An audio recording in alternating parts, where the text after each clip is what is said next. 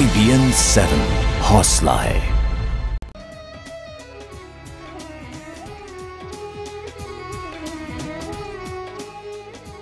नमस्कार, मैं हूं पंकज भार्गव। सर्व फल की प्राप्ति का व्रत कार्तिक शुक्ल की चतुर्दशी को आता है।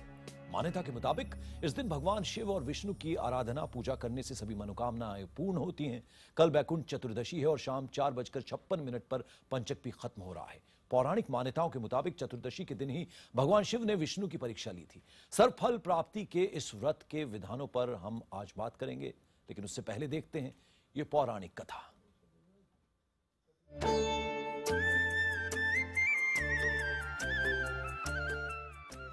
पौराणिक कथाओं के मुताबिक एक बार विष्णु जी काशी में शिव को 1000 स्वर्ण कमल के पुष्प चढ़ाने का संकल्प करते हैं।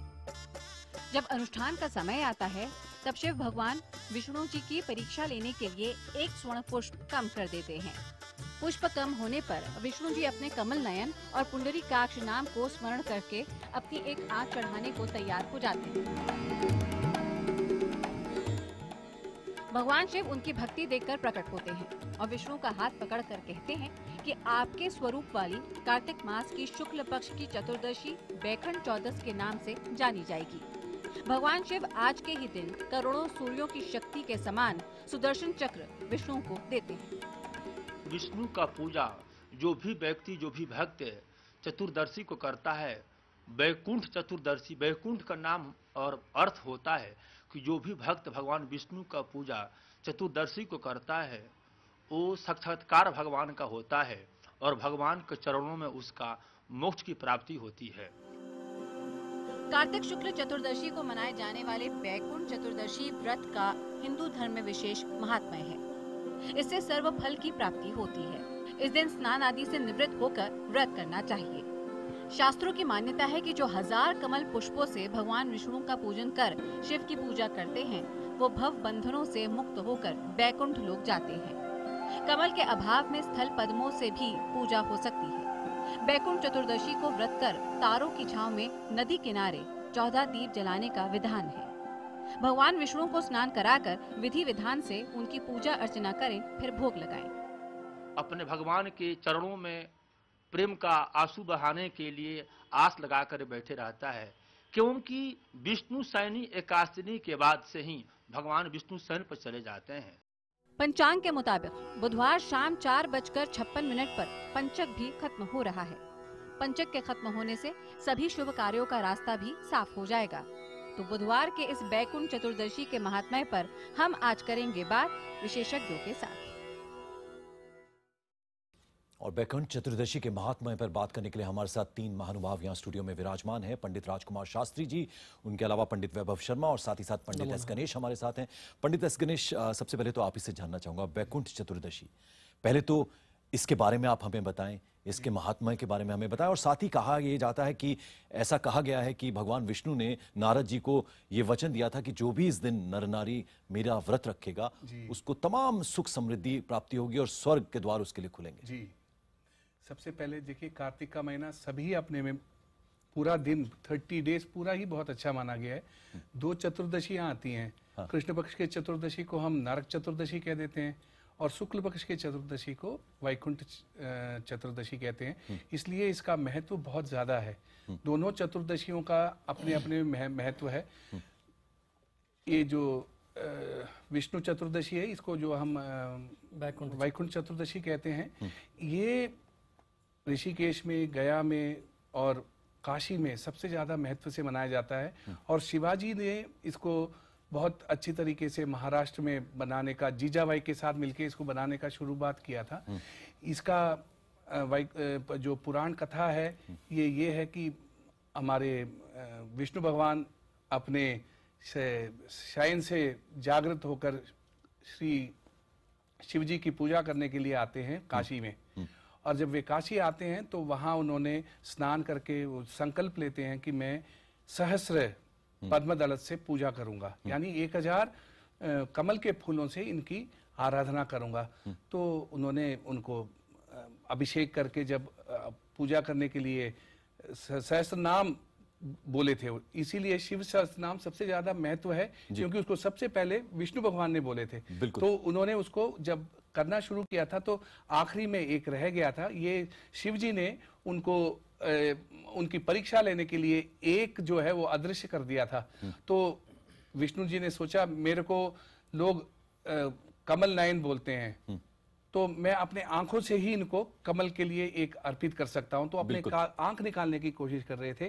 तब शिव जी ने प्रकट होकर कहा कि मैं आपके भक्ति से प्रसन्न हूं, इसलिए आज से ये जो दिन है ये कार्तिक चतुर्दशी ना जानकर इसको आइंदा वैकुंठ चतुर्दशी के नाम से जाना जाएगा। पंडित राजकुमार शास्त्री, आपसे मैं जानना चाहूंगा, हम अगर हिंदू धर्म की बात करें तो उसमें जो आस्था है और जो कहा गया है उसमें कहा गया है सूर्योदय का बहुत महत्व है।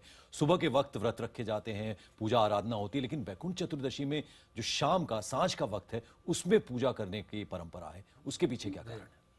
बहुत सुंदर प्रश्न किया है आपने।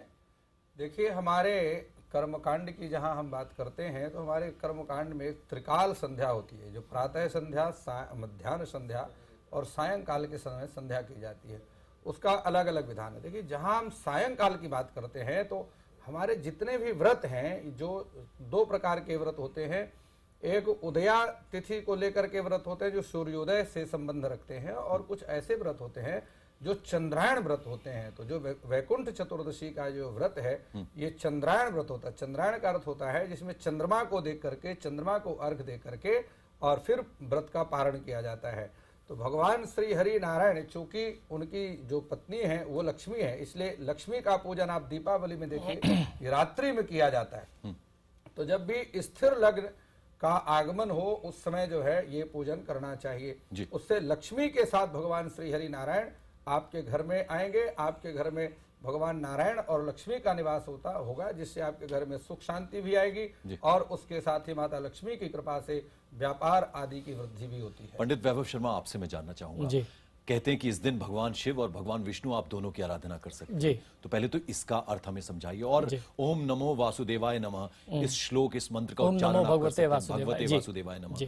इसके अलावा और कौन से श्लोक और जो मंत्र हैं उनका जाप करें तो आपके लिए हितकर हो? देखिए, सबसे पहले तो हमें समझना पड़ेगा कि वैकुंठ चतुर्दशी के बारे में हम चर्चा कर रहे हैं। वैकुंठ चतुर्दशी का अर्थ क्या है, वैकुंठ धाम है क्या? इस तिथि के बारे में भगवान विष्णु ने आशीर्वाद दिया या संकल्प दिया, प्रण लिया कि जो भी इस तिथि में नर नारी व्रत करेगा उसे वैकुंठ धाम की प्राप्ति होगी। वैकुंठ धाम भगवान विष्णु का वह परम धाम है, और उसके बारे में हमारे धर्मशास्त्रों में ऐसे मत मिलते हैं, ऐसे प्रसंग मिलते हैं कि इस मानवीय जीवन पे मृत्यु लोक का जो सबसे बड़ा सुख है वह वैकुंठ लोक का सबसे छोटा सुख होता है। तो हर व्यक्ति की इच्छा होती है कि मृत्यु के उपरांत उसे कहीं नरक की यातनाएं ना भोगनी पड़े, उसे भगवान के परम पद की प्राप्ति हो जाए। तो इस तिथि की सबसे बड़ी महिमा यह है। और क्योंकि मैं काशी का हूं तो मैं आपको एक बात और बताना चाहता हूं, इस तिथि को विश्वेश्वर व्रत भी कहते हैं।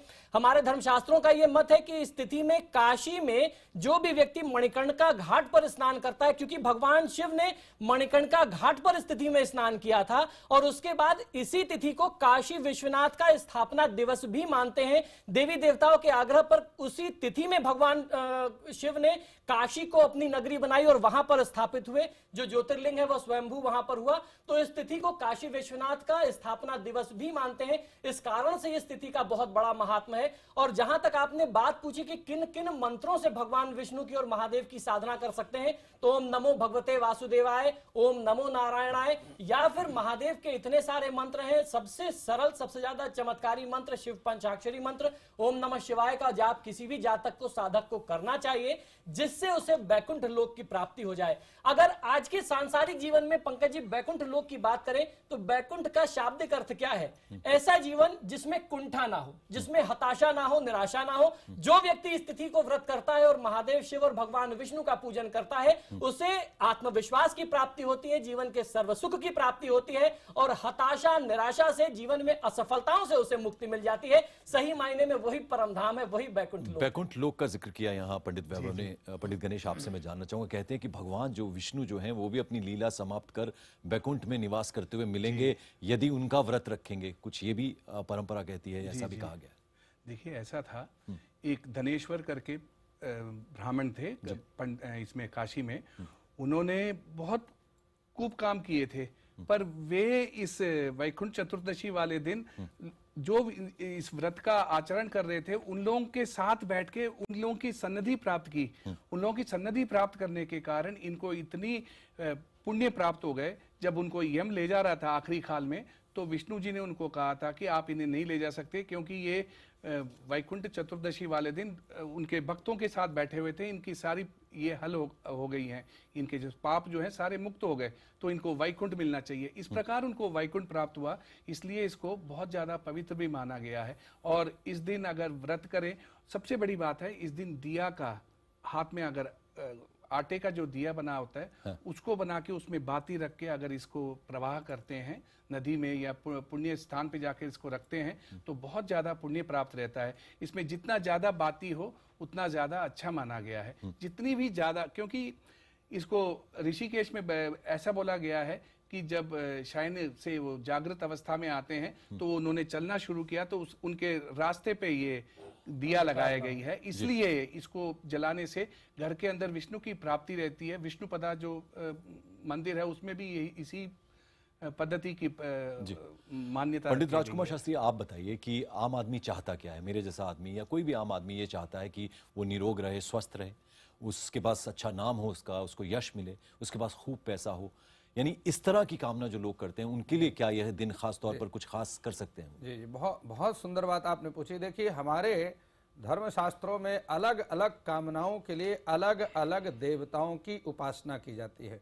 वैकुंठ धाम की जहां हम बात करते हैं तो वेदांत में वैकुंठ धाम का वर्णन आता है कि यत्र गत्वा न निर्वर्तन्ते तद धाम परमम मम, जहां जाने के बाद प्राणी फिर वापस नहीं आता है, अर्थात वैकुंठ का अर्थ होता है जिसका वर्णन करने में व्यक्ति मन, वचन और कर्म, ये तीनों, मन, वचन, वाणी, ये कर्म जो है, ये तीनों ही जिसमें कुंठित हो जाए, जो वैकुंठ का वर्णन ही ना कर सके।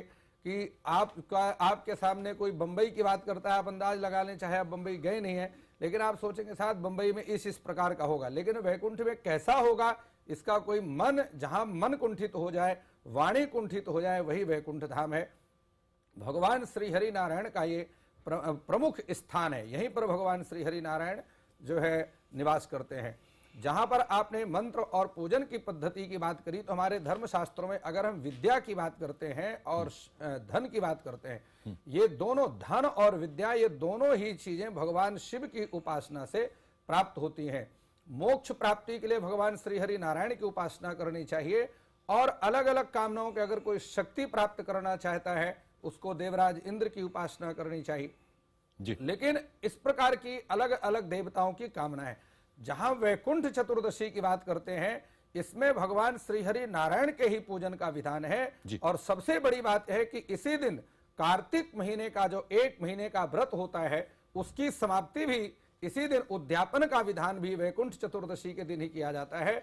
और इस दिन भगवान श्री हरि नारायण का पूजन करने से और 14 बत्तियों का जो है दीपक आरती भगवान श्री हरि नारायण की करने से वैकुंठ धाम की प्राप्ति होती है, और जहां पर व्यक्ति जो है जन्म और मृत्यु के बंधनों से मुक्त हो जाता है। बिल्कुल। तो भगवान विष्णु का हमने जिक्र कर लिया और वैकुंठ चतुर्दशी चुकी है, लेकिन भगवान शिव जो है उनकी भी उपासना करने से लाभ मिलता है, तो इसके पीछे क्या मान्यता है वैभव?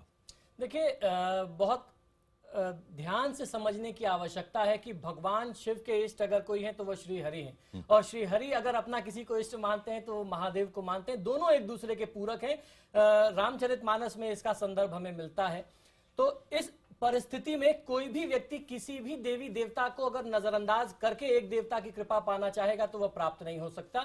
भगवान श्री राम ने कहा कि शिव दोही मम दास कहावा, सो नर मोहि सपने हु न पावा।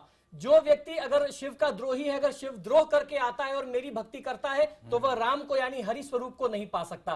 तो इस साधना को प्राप्त करने में, इस तिथि को सफल बनाने में दोनों देवताओं की समान भूमिका है, उनकी समान स्वरूप से आराधना की जानी चाहिए। जिस तरीके से आचार्य राजकुमार जी ने बताया कि हर देवी देवता की एक अलग साधना की विधि होती है और उनसे अलग चीजें हम प्राप्त कर सकते हैं।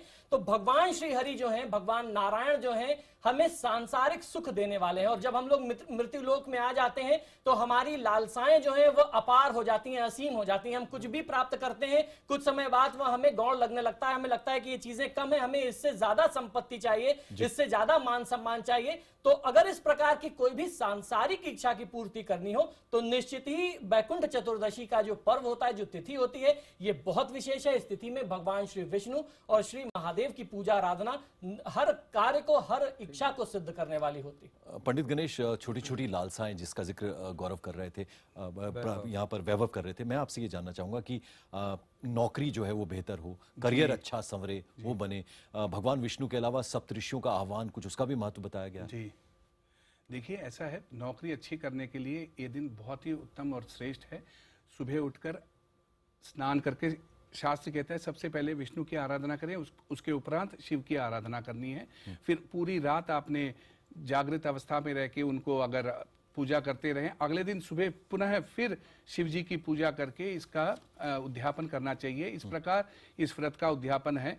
और सबसे बड़ी बात है, जिनकी नौकरी में प्रॉब्लम आ रही है, वे लोग अगर आटे की दिया, 4 आटे की दिया लेके उसमें अगर 12 बातियां रख के उसको, अगर 48 बातियां रख के उसको अगर जलाते हैं और भगवान को याद करते हैं, उनके वैसे भी देखिए कल ही शनि भगवान अपने वृश्चिक राशि में भी आए हुए हैं, तो ये बहुत ही अच्छा है। वृश्चिक क्योंकि मंगल की राशि है और शनि शिव जी के आराध्य हैं, तो ये अपने में बहुत ही अच्छा समय है। इसमें अगर आप इसकी पूजा कर लें तो आपकी प्राप्तियां, जो उद्योग में जो भी आपको प्रॉब्लम आ रही है, उससे जरूर मुक्ति प्राप्त रहेगी। पंडित राजकुमार शास्त्री, चूंकि वैकुंठ चतुर्दशी पर हम बात कर रहे हैं, चर्चा हुई है हमारा विषय, तो आपसे मैं ये भी जानना चाहूंगा क्या करें और क्या ना करें, तो कुछ इस बारे में अगर आप बता पाएं। जी देखिए, जहां हम धर्मशास्त्र की बात करते हैं, महाभारत की बात करें, तो ये जो आजकल हम बात करते हैं भीष्म पंचक, ये इन्हीं दिनों में पितामह भीष्म ने और धर्मराज युधिष्ठिर को विष्णु सहस्त्र नाम का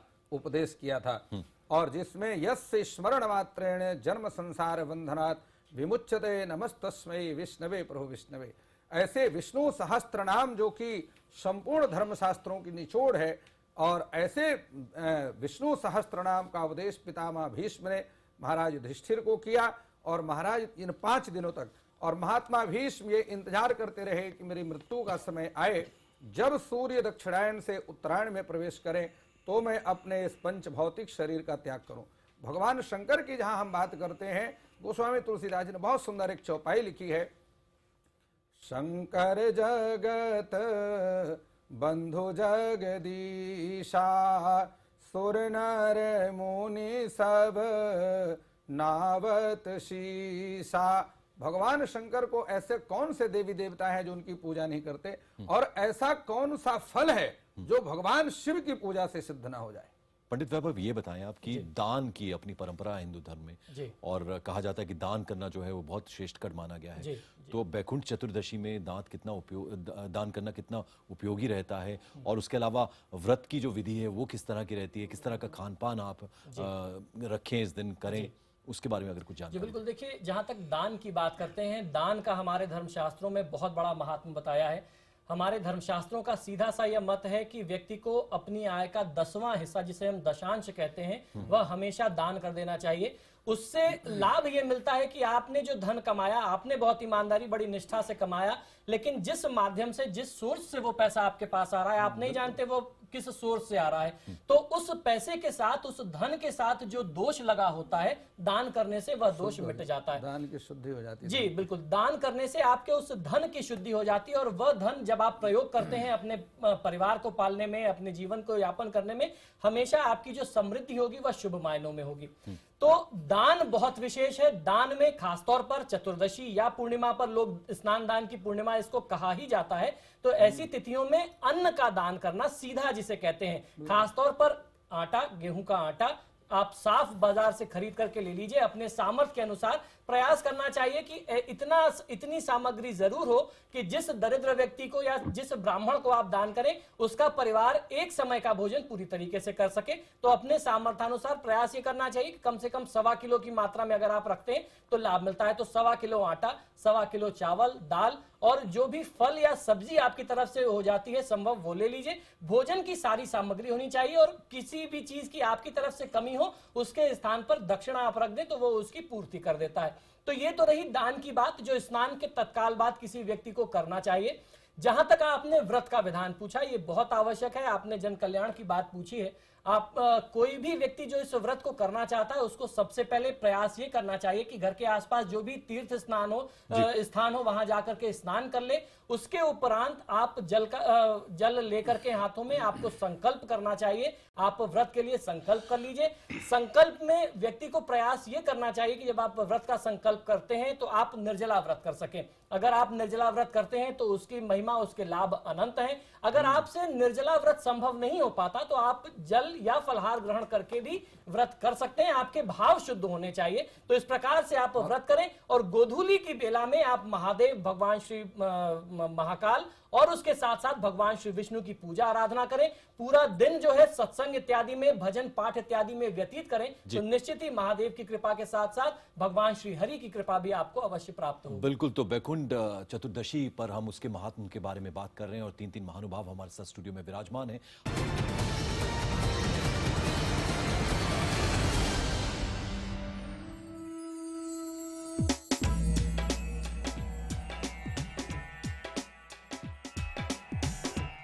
सर्व फल की प्राप्ति का व्रत कार्तिक शुक्ल की चतुर्दशी को आता है। मान्यता के मुताबिक इस दिन भगवान शिव और विष्णु की पूजा अर्चना करने से सभी मनोकामनाएं पूर्ण होती हैं। कल बैकुंठ चतुर्दशी है और शाम 4:56 पर पंचक भी खत्म हो रहा है। पौराणिक मान्यताओं के मुताबिक चतुर्दशी के दिन ही भगवान शंकर ने विष्णु की परीक्षा ली थी। सर्व फल प्राप्ति के इस व्रत के विधानों पर हम बात करेंगे और पहले देखते हैं उससे ये पौराणिक कहानी।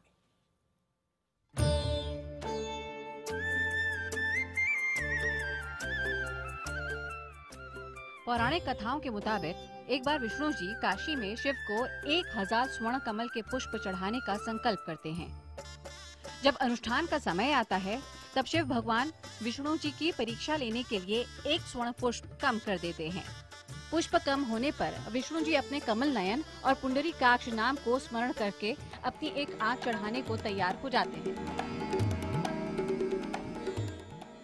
भगवान शिव उनकी भक्ति देखकर प्रकट होते हैं और विष्णु का हाथ पकड़कर कहते हैं कि आपके स्वरूप वाली कार्तिक मास की शुक्ल पक्ष की चतुर्दशी बैकुंठ चौदस के नाम से जानी जाएगी। भगवान शिव आज के ही दिन करोड़ों सूर्यों की शक्ति के समान सुदर्शन चक्र विष्णु को देते हैं। विष्णु का पूजा जो भी व्यक्ति, जो भी भक्त चतुर्दशी को करता है, बैकुंठ चतुर्दशी, बैकुंठ का नाम और अर्थ होता है कि जो भी भक्त भगवान विष्णु का पूजा चतुर्दशी को करता है वो साक्षात्कार भगवान का होता है और भगवान के चरणों में उसका मोक्ष की प्राप्ति होती है। कार्तिक शुक्ल चतुर्दशी को मनाए जाने वाले बैकुंठ चतुर्दशी व्रत का हिंदू धर्म में विशेष महात्म्य है। इससे सर्व फल की प्राप्ति होती है। इस दिन स्नान आदि से निवृत्त होकर व्रत करना चाहिए। शास्त्रों की मान्यता है कि जो 1000 कमल पुष्पों से भगवान विष्णु का पूजन कर शिव की पूजा करते हैं वो भव बंधनों से मुक्त होकर बैकुंठ लोक जाते हैं। कमल के अभाव में स्थल पद्मों से भी पूजा हो सकती है। बैकुंठ चतुर्दशी को व्रत कर तारों की छांव में नदी किनारे 14 दीप जलाने का विधान है। भगवान विष्णु को स्नान कराकर विधि विधान से उनकी पूजा अर्चना करें, फिर भोग लगाएं। अपने भगवान के चरणों में प्रेम का आंसू बहाने के लिए आस लगाकर बैठे रहता है, क्योंकि विष्णु शयनी एकादशी के बाद से ही भगवान विष्णु शयन पर चले जाते हैं। पंचांग के मुताबिक बुधवार शाम 4:56 पर पंचक भी खत्म हो रहा है। पंचक के खत्म होने से सभी शुभ कार्यों का रास्ता भी साफ हो जाएगा। तो बुधवार के इस बैकुंठ चतुर्दशी के महात्म्य पर हम आज करेंगे बात विशेषज्ञों के साथ। तो बुधवार को बैकुंठ चतुर्दशी और इसी के महात्म्य पर बात करने के लिए हमारे साथ 3 महानुभाव यहाँ स्टूडियो में विराजमान हैं। पंडित राजकुमार शास्त्री, पंडित वैभवनाथ शर्मा और पंडित एस गणेश। तो हम राशियों की शुरुआत अगर करें, पंडित गणेश आपसे मैं जानना चाहूंगा कि पहली 4 राशियों को अगर हम लें तो कल ये राशि वाले क्या क्या कर सकते हैं बैकुंठ चतुर्दशी के दिन, अगर ये आप हमारे दर्शकों को बता पाए तो। सबसे पहला है मेष राशि। मेष राशि यानी आपके लिए अभी भचक्र में ट्रांसिट ज़्यादा अच्छा नहीं है। आपके लिए अष्टम शनि चल रहा है और चतुर्थ में चल रही है गुरु। ये दोनों ही अपने में आपदाजनक माना जाता है। इसलिए आप लोग कुछ ज़्यादा ही विष्णु के सम्मुख होकर अगर इसमें पूजा करेंगे तो अच्छा रहेगा। आप अपने साथ लाल वस्त्र रखें और 2 तरीके के बीज फल रखना आपके लिए जरूरी है, जैसे अनार हुआ और अमरूद हुए, इन दोनों को जरूर रखिए और भगवान को इसका भोग जरूर लगाना। और साथ ही में आपने गौ को कुछ खिलाना जरूरी है। पूजा के बीच में अगर आप जाके अगर गौ को कुछ खिला के आके फिर आरती करते हो तो आपके लिए बहुत अच्छा रहेगा। और साथ ही में आपको रात को अपने घर में अपने बड़ों के लिए कुछ ना कुछ उपहार देना आपके लिए विशेष रहेगा। और दूसरा राशि है वृषभ राशि। वृषभ राशि वालों के लिए सप्तम में चल रही है शनि और तृतीय में चल रहा है गुरु। ये अपने में ज्यादा विशेष इनके लिए भी नहीं है, पर क्योंकि आपके लिए राहु पंचम में चल रहा है, ये थोड़ा अपने में विशेष अच्छा माना जाता है, क्योंकि राहु के लिए शुक्र जो हैं वो गुरु हैं, दैत्य गुरु हैं, इसलिए कुछ ज्यादा खराब नहीं है। आप फिर भी विश्वास करके विष्णु की आराधना के साथ साथ शिव जी की आराधना करें। इस दिन ऐसा माना जाता है कि अगर आप शिव जी को तुलसी का दल चढ़ाते हो तो बहुत विशेष है, और विष्णु को बेलपत्र चढ़ाओगे तो बहुत अच्छा है। वैसे ये बेलपत्र जो है शिव जी के लिए माना गया है और तुलसी दल जो है विष्णु के लिए माना गया है, पर इस दिन इसको पलट के दोनों को अलग अलग करते हो, आपके लिए बहुत ही विशेष और अच्छे फल प्राप्त होंगे। साथ ही में आप 5 दिया जरूर जलाएं और सफेद वस्त्र में राइस यानी चावल रखकर अगर आप किसी अच्छे ब्राह्मण को दान देते हो, आपके लिए बहुत ही अच्छे विशेष परिणाम प्राप्त रहेंगे। तृतीय राशि है मिथुन राशि। मिथुन राशि वालों के लिए द्वितीय में चल रहा है गुरु और छठे में चल रहा है शनि। ये आपके लिए बहुत ही अच्छा है, विशेष है और अच्छे परिणाम आपको जिंदगी में प्राप्त रहेंगे। बहुत दिन से आपके लिए कई चीजें जो रुकी हुई थी उसकी प्राप्तियां आपको इस दौरान प्राप्त होने में, जून तक आपके लिए बहुत ही विशेष समय है और प्राप्तियां बहुत अच्छी बनेंगी। आप हरे वस्त्र में अगर थोड़े गुड़, शहद और चंदन की लकड़ी इसको रखकर भगवान को पूजा करने के बाद इसको भगवान के मंदिर में दान करते हैं और मंदिर में अगर विशेष एक घंटी का प्रबंध करते हैं, आपके लिए बहुत अच्छा रहेगा और आपके घर के अंदर खुशियों की कलह बहुत अच्छी बनी रहेगी। चौथी राशि है कर्क राशि। कर्क राशि वालों के लिए कर्क राशि में ही चल रहा है गुरु। ये अच्छा माना नहीं गया, शास्त्र इसको ज्यादा विशेष अच्छा बोलता नहीं है।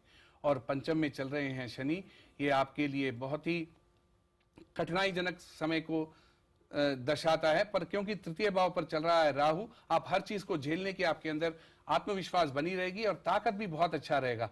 आप इस दिन अगर गेहूं और दाल, उड़द साबुत, इसको अगर रखकर पूजा करके एक कुंभ के साथ इसको अगर दान करते हो मंदिर में, आपके लिए बहुत अच्छा रहेगा। दोनों समय पर आपको विष्णु और शिव जी की ही आराधना करनी है। तो चलिए 4 राशियों के बारे में हमें पंडित गणेश ने समझा दिया। अगली 4 राशियों की तरफ बढ़ते हैं। पंडित वैभवनाथ शर्मा, अगर आप बता पाएं कि ये जो अगली 4 राशि वाले लोग हैं ये क्या कुछ कर सकते हैं वैकुंठ चतुर्दशी के दिन। देखिए 5वीं राशि आती है सिंह राशि। सिंह राशि वाले जातक लोगों के लिए कल की तिथि बहुत महत्वपूर्ण होगी।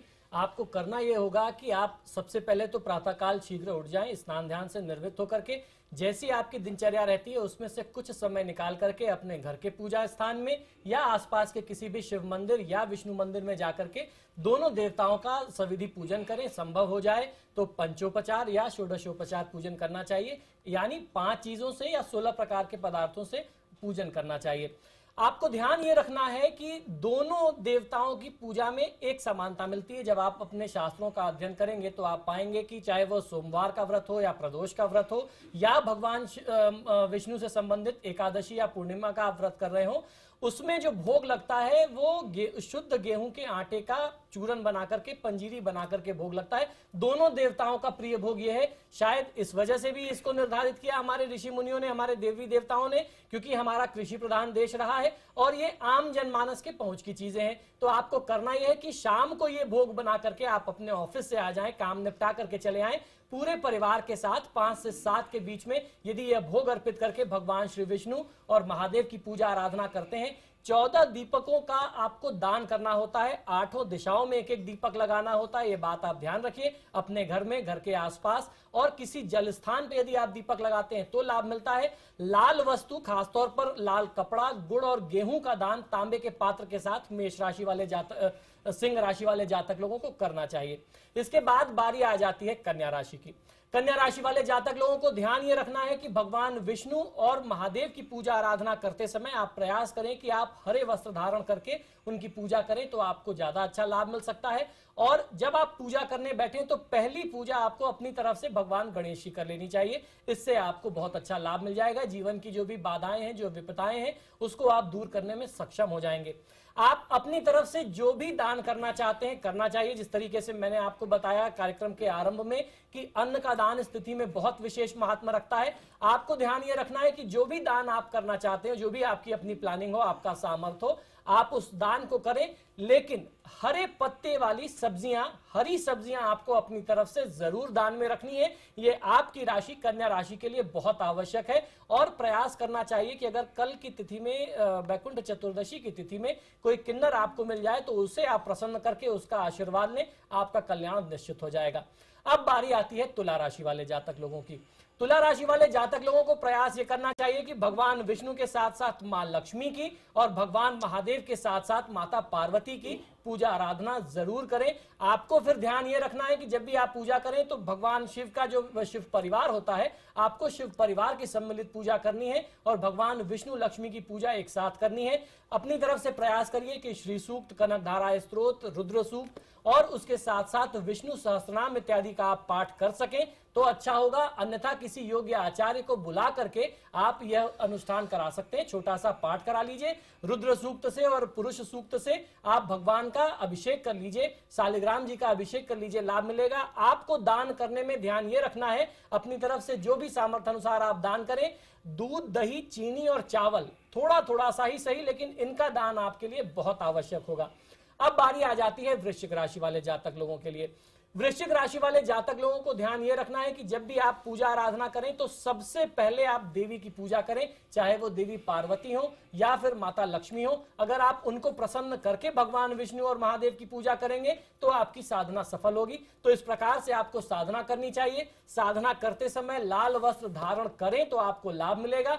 और ध्यान आपको यह रखना है कि आप अपनी तरफ से जब दान करते हैं तो दान की सामग्री कुछ भी हो, उसमें लाल चंदन का एक टुकड़ा होना वो आपके लिए अनिवार्य है। अगर आप ऐसा कर लेते हैं तो जीवन में जितने भी कष्ट हैं, व्याधि हैं, रोग है, शोक है, उससे आपको मुक्ति मिलेगी। और जिस प्रकार हम लोगों ने स्थिति का महात्म बताया कि वैकुंठ के द्वार खुल जाते हैं, आप सभी 4 राशियों वालों को यह लाभ मिलेगा। भगवान विष्णु और महादेव की कृपा आपको अनंतर प्राप्त होती रहेगी।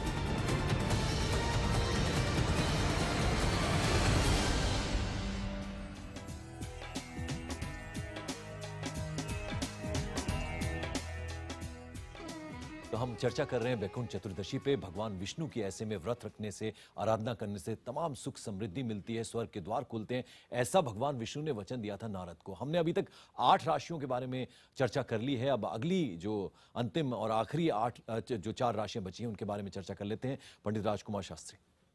देखिए, जहां हम राशि की बात करते हैं, राशि सौर मंडल में मनुष्य के ऊपर पड़ने वाला सबसे महत्वपूर्ण प्रभाव है जो व्यक्ति पर पड़ता है। तो धनु राशि की हम बात करते हैं। धनु राशि के स्वामी बृहस्पति हैं और अभी 12वीं राशि पर शनि का प्रवेश हुआ है। सेहत बेहतर होगी और बीमारी से छुटकारा मिलने का पूर्ण योग बनता है, क्योंकि आरंभिक शनि की 60 भी है। कारोबार अच्छा चलेगा और इसके साथ ही आधुनिक सुख सुविधाओं की तरफ आकृष्ट होने का पूर्ण योग इस राशि पर ग्रह अनुसार बनता है। व्यक्तिगत समस्या आपकी कुछ भी होगी वो निश्चित रूप से अब हल हो जाएगी, उससे आपको परेशान होने की आवश्यकता नहीं है। इसके लिए मैं आपको एक उपाय बतलाता हूं कि आपको चाहिए भगवान श्री हरि नारायण की तुलसी मंजरी की माला बना करके भगवान नारायण को चढ़ाएं। अब हम बात करते हैं मकर राशि की। मकर राशि के स्वामी भगवान शनिदेव हैं और शनिदेव जिस प्रकार आप जानते हैं मंगल की राशि पर शत्रु की राशि पर प्रवेश हुआ। जीवन साथी से मतभेद होंगे और ये ध्यान रखें कि पति पत्नी के बीच में किसी प्रकार से बहस ना करें, विवाद को पैदा ना होने दें।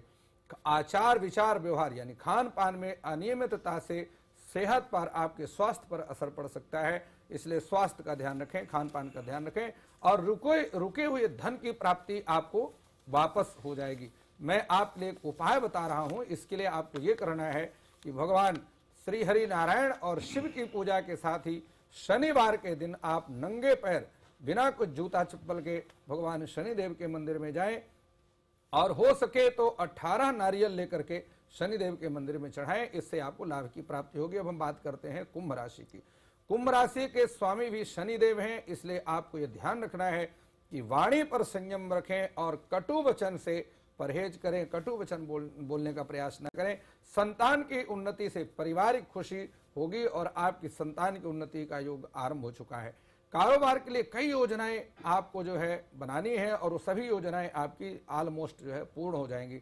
इसके लिए आपको एक उपाय बता रहा हूं, भगवान शनिदेव का जो बीज मंत्र है ओम प्राम प्रीम प्रौम सा सन शनिश्चराय नमः, इस मंत्र का 23,000 जाप करें और इसके साथ ही इसी मंत्र का हवन करें, आपकी संपूर्ण कामनाओं की सिद्धि हो जाएगी। अब हम बात करते हैं आगे मीन राशि की। मीन राशि के स्वामी बृहस्पति देव हैं, आजकल उच्च की राशि पर चल रहे हैं। कार्य क्षेत्र में बाधाएं आ सकती हैं क्योंकि इनका प्रवेश जो है कर्क राशि में। खर्च पर नियंत्रण रखें और आमदनी के हिसाब से अपने खर्च को जो है संभाल करके खर्च करें, व्यक्तिगत उन्नति होगी। आपको चाहिए ओम नमो भगवते वासुदेवाय, इस द्वादश अक्षर मंत्र का जाप प्रतिदिन करें, तुलसी की माला में करें, पूर्व की ओर मुख करके करें, आपको बहुत बड़ी सफलता की प्राप्ति होगी। हमारी ये जो विशेष पेशकश है इसके हम आखिरी पड़ाव पर हैं पंडित राजकुमार शास्त्री, तो वो अधूरी रह जाती है अगर आपका जो वो कहते हैं कोकिल कंठी जो है आप, वो अगर आपके स्वर निकल जाएं और बैकुंठ चतुर्दशी का अवसर है तो अगर कुछ आप उस तरह का सुना दें। आपने बहुत सुंदर बात कही है। भगवान का भजन करने से श्रवणम कीर्तनम विष्णु स्मरणम पाद सेवनम, भगवान का भजन करने से सभी ग्रह दोषों का निवारण हो जाता है। एक छोटा सा भजन आपके सामने मैं कुछ प्रस्तुतियां रखूंगा। हरि नाम सुनाने वाले, प्रभु की कथा सुनाने वाले, तुमको लाखों प्रणाम, तुमको लाखों प्रणाम, लाखों प्रणाम तुमको, लाखों प्रणाम तुमको, लाखों प्रणाम। हम भूल रहे थे बन में, पल खो बैठे थे तन में, हम भूल रहे थे बन में, पल खो बैठे थे तन में, ओ राह बताने वाले, ओ राह बताने वाले, तुमको लाखों प्रणाम, तुमको लाखों।